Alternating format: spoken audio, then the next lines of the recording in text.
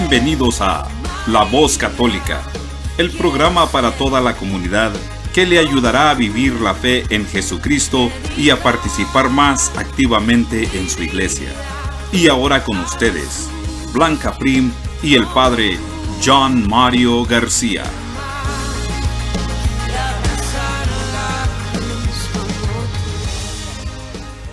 Buenos días, hermanos y hermanas. Una vez más nos encontramos por esta emisora como cada domingo a las 11 de la mañana. Y a quienes nos escuchan por primera vez, les enviamos un saludo especial. Bienvenidos todos a nuestro programa del día de hoy en La Voz Católica. Los saludan Blanca Prim y el Padre John Mario García. Buenos días, Blanca. Qué alegría nuevamente estar con ustedes aquí. Gracias por escucharnos. Gracias a todas las familias que están en esta emisora en este momento. Los saludamos con alegría y por permitirnos acompañarlos en todos los lugares donde se encuentran, en los Estados Unidos, aquí en el este de Tennessee y en todo el resto del mundo. Bienvenidos a La Voz Católica. Hoy estaremos hablando sobre aspectos esenciales de la vida cristiana y de nuestra vida espiritual con relación al Evangelio de hoy. Qué importante es profundizar en nuestra fe para poder vivirla y transmitirla a los demás. Así que quédense con nosotros. Muy bien, como en todo lo nuestro, vamos a encomendarnos en el nombre del Padre, del Hijo y del Espíritu Santo. Amén. Gracias, Señor, por el poco explotado tacto. Gracias por las caricias, los abrazos sentidos, las palabras dadas, por el mensaje amoroso y caritativo, por el mensaje que cura. Qué bien sabes tú, Señor, de esto, cuando extendías tu mano, cuando mirabas, cuando sanabas. Gracias, Señor, por el agua con el que pude ducharme esta mañana, por los abrigos que nos das cuando hace frío, por el apretón de manos cuando estamos en crisis, por aquellos que apoyan su mano en nuestros brazos cuando necesitamos un aliento. Gracias, Señor, por ayudarnos a reconocer a la gente que nos encontramos en nuestro camino y ver en ellos un signo de tu amor. Gracias, Señor, por ayudarnos a descubrir nuestro cuerpo y el de nuestros hermanos y hermanas. Gracias porque nos regalas el tacto para saber si nuestro café está caliente. Gracias, Señor, también porque nos das otro tacto, el tacto de la caridad, de saber cuándo y cómo hay que decirle algo a alguien. Gracias, Señor, por nuestros seres amados, por nuestros seres mayores, los ancianos, las personas que están enfermas, por las personas que sufren, por aquellos que necesitan una palabra de aliento, una mano amiga, un apretón de manos, un abrazo. Suscita, Señor, en nosotros el deseo de amar a nuestros hermanos con nuestro ser y con nuestro cuerpo. Amén. Como todos nuestros domingos, vamos entonces ahora a reflexionar el Santo Evangelio del día de hoy, tomado del Evangelio de San Juan, capítulo 15, versículo del 1 al 8. En aquel tiempo Jesús dijo a sus discípulos: Yo soy la verdadera vid, y mi Padre es el viñador. Al sarmiento que no da fruto en mí, Él lo arranca, y al que da fruto, lo poda para que dé más fruto. Y ustedes ya están purificados por las palabras que les he dicho. Permanezcan en mí y yo en ustedes. Como el sarmiento no puede dar fruto por sí mismo, si no permanece en la vid, así tampoco ustedes si no permanecen en mí. Yo soy la vid, ustedes los sarmientos. El que permanece en mí y yo en él, ese da fruto abundante, porque sin mí nada pueden hacer. Al que no permanece en mí, se le echa afuera, como al sarmiento, y se seca. Luego lo recogen, lo arrojan al fuego y arde. Si permanecen en mí y mis palabras permanecen en ustedes, pidan lo que quieran y se les concederá. La gloria de mi Padre consiste en que den mucho fruto y se manifiesten así como discípulos míos. Palabra del Señor. Gloria a ti, Señor Jesús.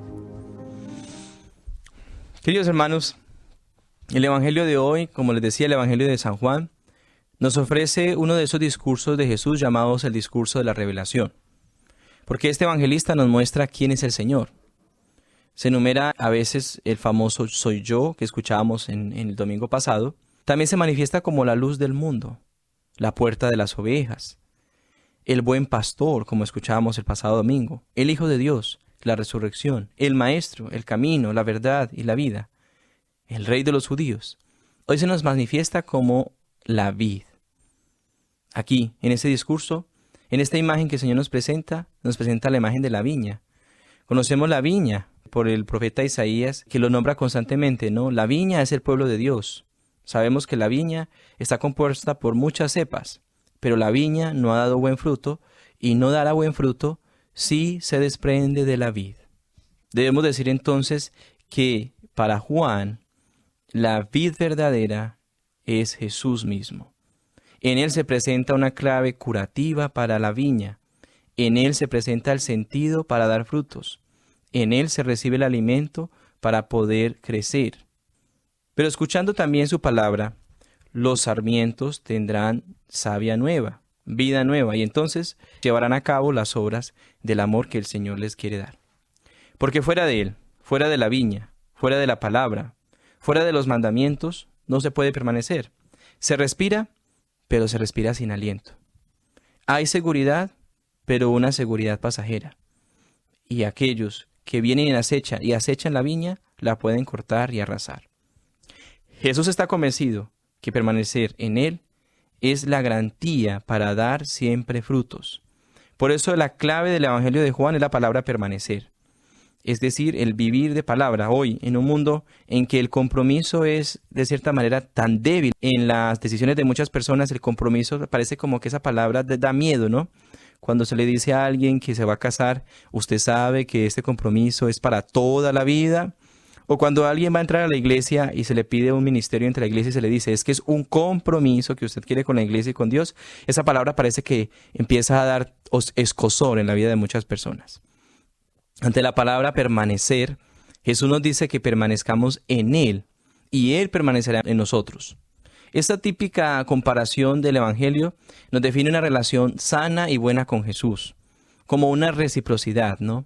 Nosotros cambiamos nuestras malas actitudes o nuestros malos comportamientos, no porque el Señor nos lo esté pidiendo, sino que es como una respuesta a ese gran amor de Dios para con nosotros. Pasa, por ejemplo, la misma lógica de las relaciones de parejas o en las relaciones humanas. Nosotros no cambiamos porque la otra persona que amamos nos dice, tienes que cambiar esta actitud porque me está haciendo daño.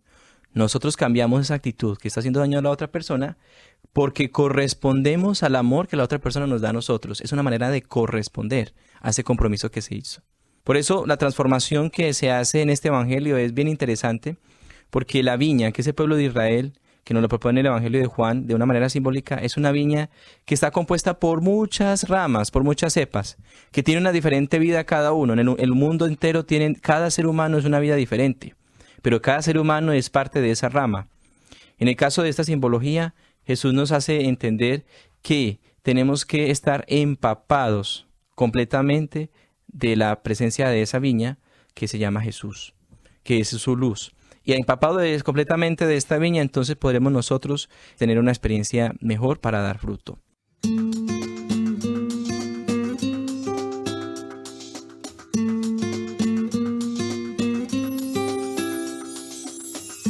Como el Padre me ama tanto, así también los amo yo.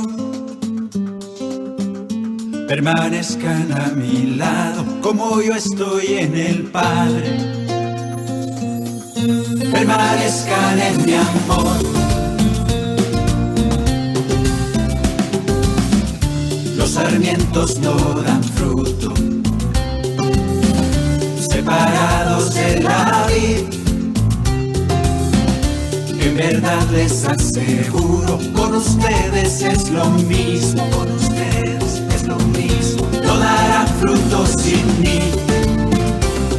Yo soy la vid y ustedes las ramas serán. Yo soy la vid, solo así se salvarán. Yo soy la vid y mi Padre el viñador será. Si están en mí, mucho fruto van a dar. Ya que da fruto lo podará, para que pueda dar mucho más. De la gloria de mi Padre en ello está.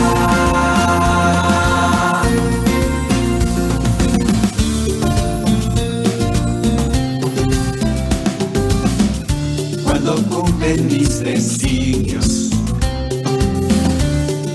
permanecen en mi amor. Así como yo he cumplido lo que el Padre me ha pedido, todo lo que me ha pedido. Somos uno el Padre y yo. Yo soy la vid y ustedes las ramas serán. Yo soy la vid, solo así se salvarán. Yo soy la vid y mi Padre el viñador será. Si están en mí, mucho fruto van a dar, y al que da fruto lo podará, para que pueda dar mucho más. De la gloria de mi Padre en ello está.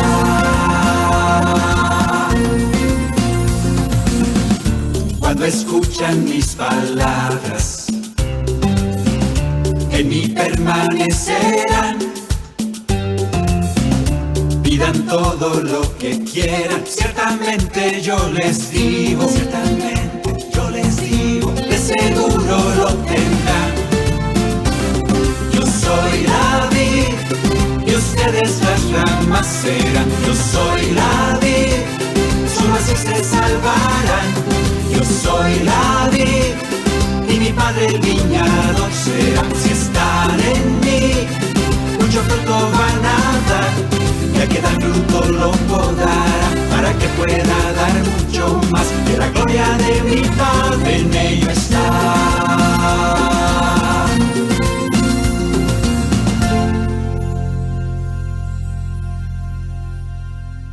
Acabamos de escuchar a Rafael Moreno con su canción Yo soy la vid. Padre John Mario, qué imagen tan sencilla, pero a la vez tan profunda que usa nuestro Señor Jesús al llamarse a sí mismo la vid y a nosotros los sarmientos. ¿Podría explicarnos por qué Jesús nos habla de esta manera? Qué hermosa canción, ¿no? Nos refleja lo que leímos hoy en el Evangelio. Yo soy la vid y ustedes permanezcan en mí. Podría decir de cierta manera que Jesús nos habla así porque Jesús siempre trabajó todo el tiempo en el tema de la unidad. Todo el tiempo Jesús, incluso con los milagros que hacía, era para trabajar en el tema de la unidad. Cuando, por ejemplo, María Magdalena fue encontrada en adulterio y se vino delante de él, Jesús sabía que su corazón estaba dividido. Entonces Jesús le perdona el pecado que ha cometido, pero le insiste que no peque más. O sea, la división del corazón de María se había sanado con Jesús. Cuando la enfermedad, por ejemplo, hace daño al corazón o al cuerpo, Jesús sana esa enfermedad para que no se divida el alma y no se divida el cuerpo, no se dividan las dos situaciones de la persona. Incluso también encontramos en las Sagradas Escrituras que cuando se habla de lo que es desunión, es lo que se habla de la experiencia demoníaca. Lo diabólico o lo demoníaco es la desunión. Cuando entonces nosotros conocemos los hogares que están las familias peleando, están discutiendo, hay alguna situación que los divide, entonces podríamos decir que está la presencia del demonio en medio de ellos. El demonio en la iglesia es todo aquello que genera división. Esa señora chismosa, esa señora que divide entre los grupos, o ese señor que con sus comentarios hace mal a las comunidades, es también la presencia del demonio en la vida de la iglesia. Cuando Jesús nos habla de esto, nos está hablando insistentemente de que debe haber una unidad completa entre nosotros y Jesús, porque Jesús es completamente unido al Padre. Por eso se habla de la iglesia como una. Y esta unidad de la iglesia ha sido afirmada siempre desde el principio y desde la historia. Nosotros lo conocemos en el Concilio Vaticano II, en el decreto Unitatis Redintegratio, que fue creado en el año 2000. Nos habla específicamente de la iglesia de Cristo como una iglesia que permanece reunida, convocada como esposa de Cristo, unida a su único cuerpo, que no está dividida ni está confusa. La iglesia unida está unida también por el Espíritu Santo que hemos recibido en Pentecostés. Esta iglesia también está unida por la verdad de los fieles que perseveran, que permanecen escuchando la palabra de Dios y escuchando la doctrina de los apóstoles.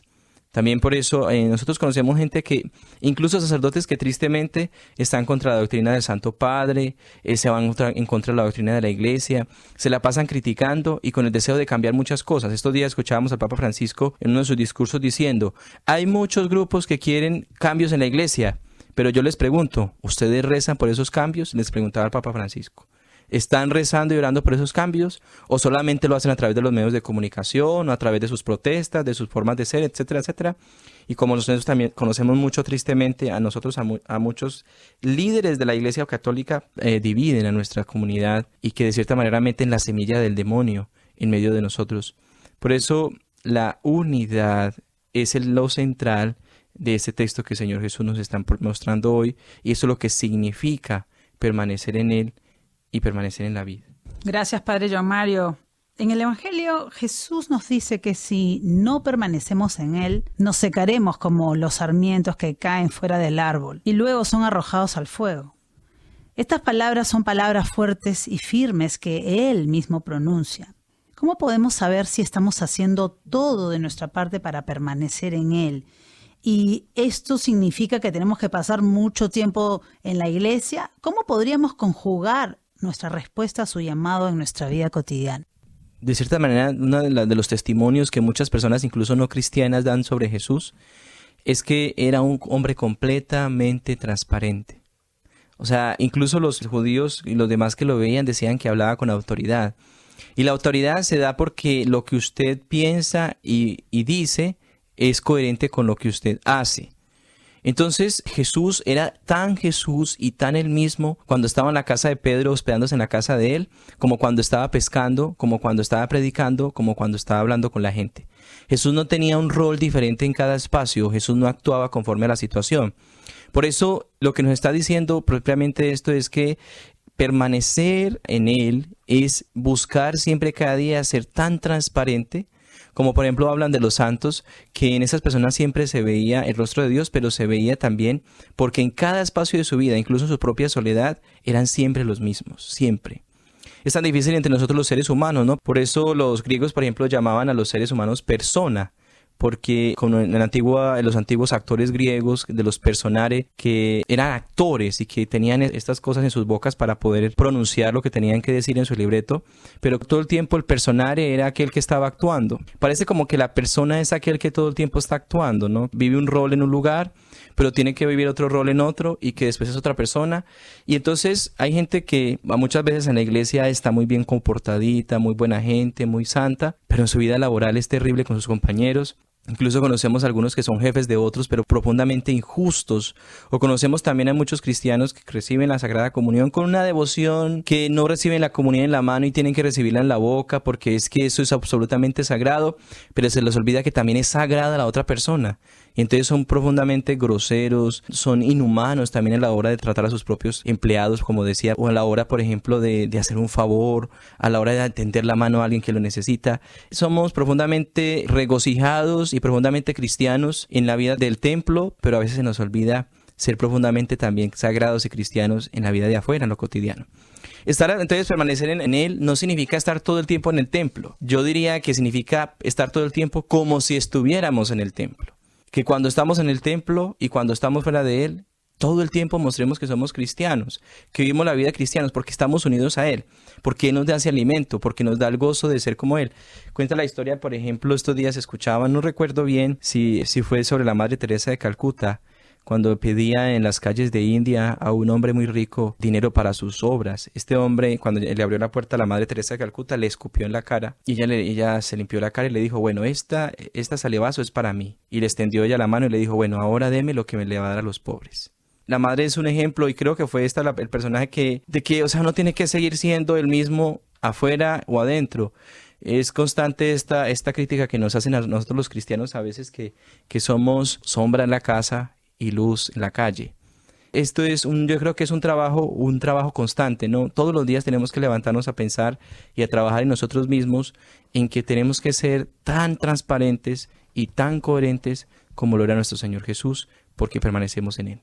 Hermosa su explicación, Padre John Mario, gracias. Hay un punto muy importante que menciona Jesús en este texto del Evangelio y que es el dar fruto. Jesús nos dice que el que permanece en Él dará fruto. Padre John Mario, ¿qué significa dar fruto en la vida cristiana? ¿Y qué pasa si intentamos dar fruto y no lo logramos en algunas ocasiones?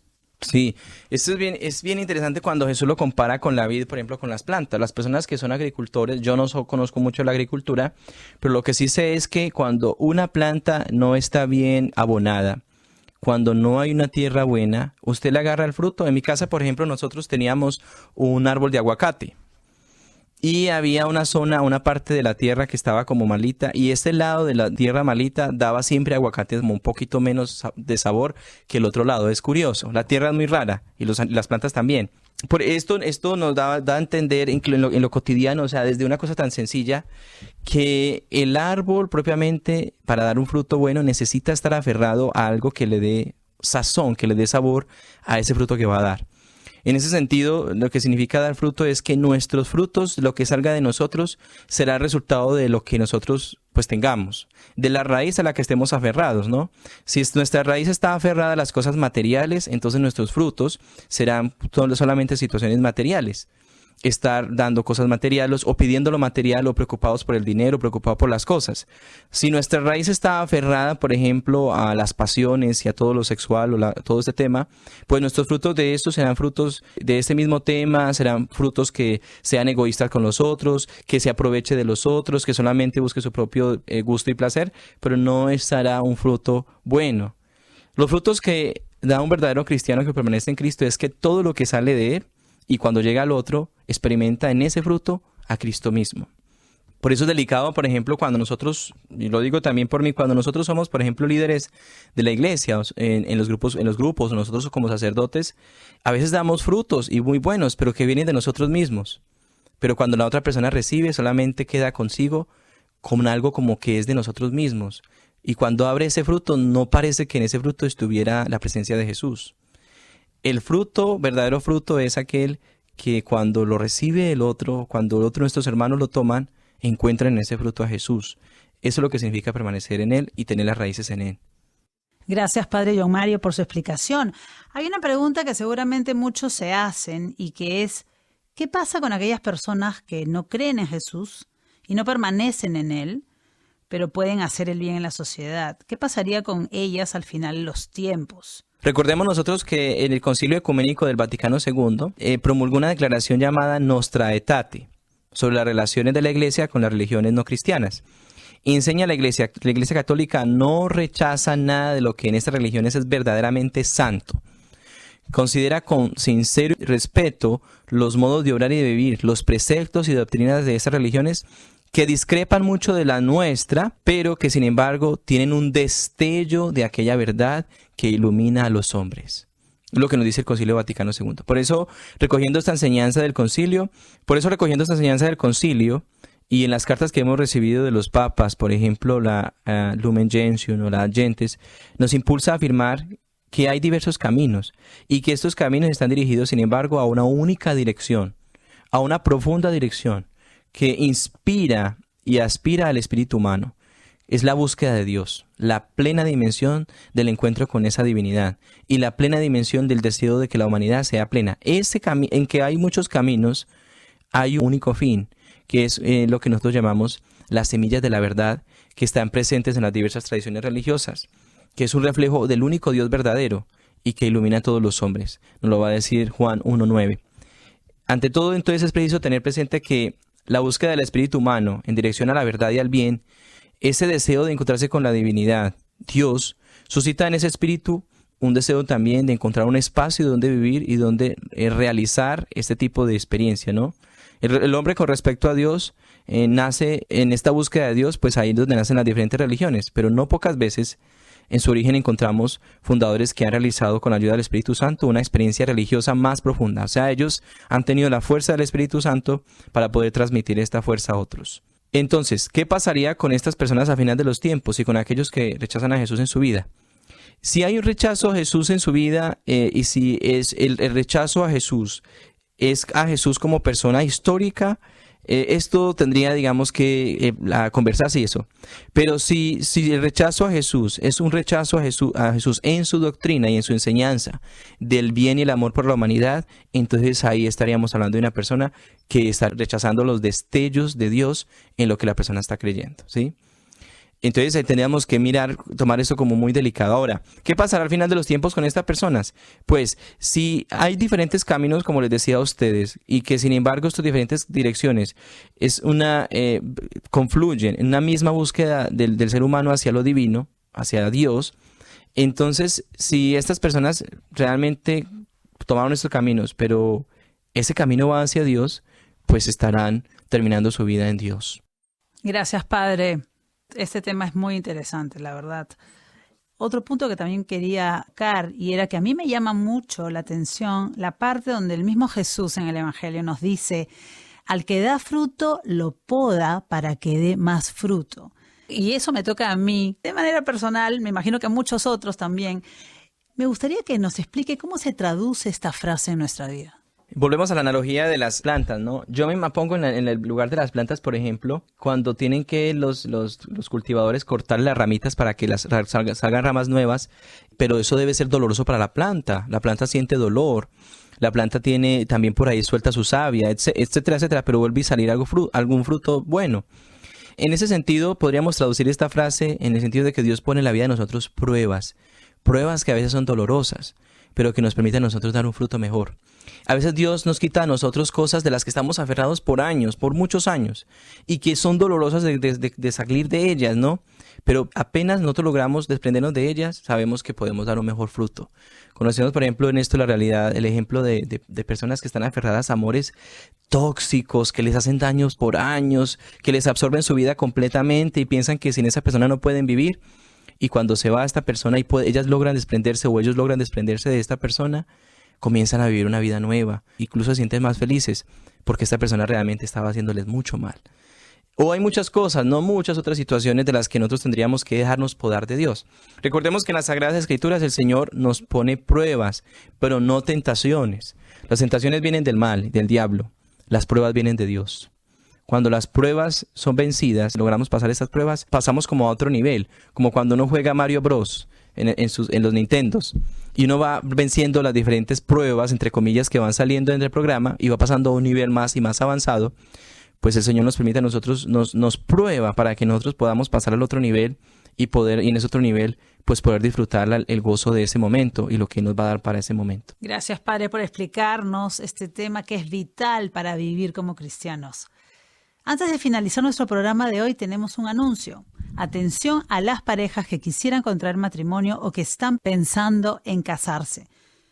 La Parroquia San Patricio en Morristown los invita al retiro de parejas que tendrán el 29 de mayo de 8 de la mañana a 6 de la tarde. Para más información y para inscribirse, llamar a la señora Dilma Ortiz al 423-254-4452.